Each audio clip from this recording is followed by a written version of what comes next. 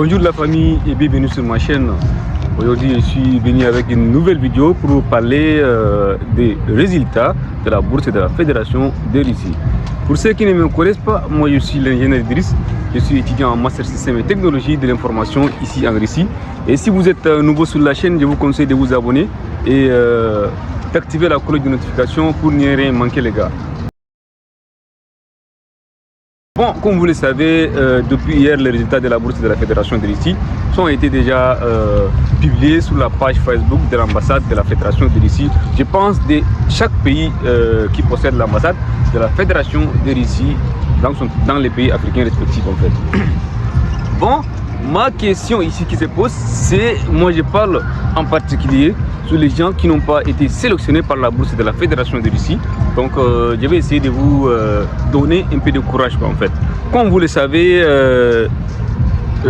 c'est pas tout le monde qui ont été sélectionnés parce que il y avait beaucoup de candidats et beaucoup de demandes qui ont été envoyées et donc je pense que le quota est limité par chaque pays, donc raison pour laquelle c'est pas tout le monde qui doit être sélectionné. Donc j'ai dit félicitations aussi qui ont été sélectionnés et j'ai dit aussi courage à ceux qui ne sont pas été sélectionnés. Vous savez, c'est pas encore trop tard les gens, il n'est pas encore trop tard.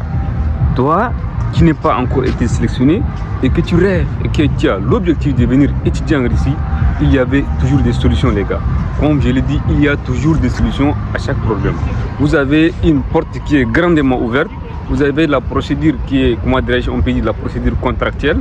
Il y avait la procédure contractuelle, comme je l'ai dit, et vous avez une chance de décrocher un visa et de venir en Russie en seulement 45 jours les gars. Comme je l'ai dit et je le répète encore, je vais essayer de vous décrire un peu les manières de comment venir étudier en Russie avec ses propres moyens et vous n'allez pas beaucoup dépenser même, vous voyez. Et une fois quand vous êtes sur le territoire, je pense que le fait de décrocher la bourse de la Fédération de Russie n'est pas encore difficile les gars. Bon, si toi qui regardes la vidéo, tu n'es pas encore abonné, faut t'abonner pour ne pas manquer, pour te rassurer de venir en Russie cette année, on se verra avec toi. Bon, comme je l'ai dit, il y avait une procédure contractuelle qui facilite l'accès aux études ici en Russie. Je vais essayer d'entrer dans les détails en fait. Toi qui rêves à venir en Russie et que tu n'es pas été sélectionné par la bourse de la Fédération de Russie, cette vidéo est faite pour toi. Alors, je vais essayer de parler sur les documents qui sont importants et qui sont primordiaux pour la procédure contractuelle. Je vais dire quoi? Le premier document qui est important, c'est le passeport. Il s'appelle le document du voyage. C'est un passeport, c'est un document qui est fondamental pour avoir une admission dans une université russe. Bien sûr, publique ou privée, ça dépend des différentes institutions. Et vous pouvez, comment dirais-je, avoir facilement l'invitation. C'est-à-dire, vous voyez, ici, les universités russes, ce ne sont pas des universités qui refusent les étudiants africains qu'en fait. Au contraire, ils ont besoin des étudiants étrangers. Et chaque université ici en Russie, quand vous venez, vous allez voir, il y a différentes nationalités qui sont là. Et il n'y a pas de refus les gars. Comme je le dis et je le répète, il n'y a pas de refus. C'est à vous de choisir l'université qui convient à vos propres moyens les gars. C'est-à-dire, tu veux venir étudier et que tu n'as pas beaucoup de moyens. Bon, moi je te propose, il y avait des universités qui sont moins chères. Seulement, juste 5 heures de Moscou, seulement. Tu viens à Moscou, tu prends les billets jusqu'à 5 heures de temps, tu pars dans ta vie respective, tu fais tes études et c'est bon. Vous voyez, le premier document, comme je l'ai dit, c'est le passeport, il est fondamental. Si vous avez votre passeport en main et qui est valide, qui a une validité au moins 2 ans, là vous êtes déjà éligible, vous avez déjà franchi la première étape. Maintenant, la seconde étape, c'est quoi? Il vous faut un diplôme. Bon, les diplômes, c'est pas obligatoire. Dans certaines universités, on ne demande pas les diplômes les gars. Dans plusieurs universités, moi j'ai dit, et je le cite encore, on ne demande pas les diplômes. Il y a des gens qui viennent ici sans bac. Moi j'ai dit ce que je vois quoi, parce que il y a des gens qui viennent ici sans bac et après ils cherchent des écoles, des instituts privés pour s'inscrire et continuer leurs études. Ça, entre parenthèses, ça la méthode ça à part. Maintenant je parle à toi qui as le bac ou bien une licence. Tu as le bac avec ou bien une licence et tu as auparavant ton passeport. Là, je crois que tu as déjà franchi les 2 étapes. Maintenant, la troisième étape, c'est quoi? C'est d'avoir des moyens financiers, les gars. Et vous allez chercher les universités ici dans les petites villes qui sont en province de Moscou, aux alentours de Moscou, vous allez voir qu'une université qui coûte environ un truc de 3 000, 4 000 dollars l'année à Moscou.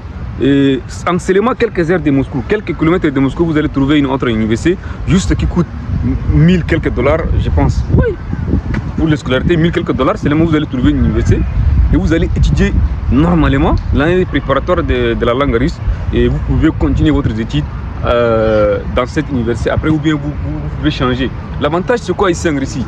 Ici, ils ne sont pas beaucoup plus compliqués dans les histoires de documentation, dans les administrations des universités russes en fait. Ils ne sont pas très compliqués. Toi, tu viens ici, tu vas faire l'année préparatoire de la langue russe. Une fois que tu as fini avec l'année préparatoire de la langue russe, maintenant tu prends ton certificat ou bien ton diplôme de l'année préparatoire là et tu choisis l'université qui te convient.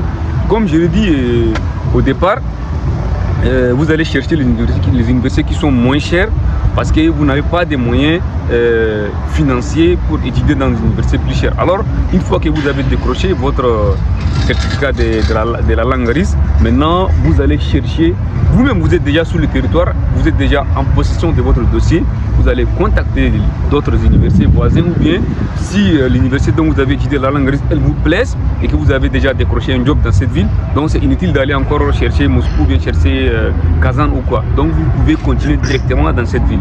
Alors les gars, comme je l'ai dit, vous avez votre passeport, vous avez un diplôme et vous avez quelques moyens financiers. Les gars, qu'est-ce que vous attendez encore? Pourquoi encore je ne suis pas sélectionné? Pourquoi être mécontent?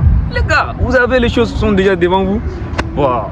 Je ne sais pas quoi dire encore. Et si tu n'es pas encore abonné, je te conseille encore de t'abonner pour m'encourager à faire encore d'autres vidéos les gars.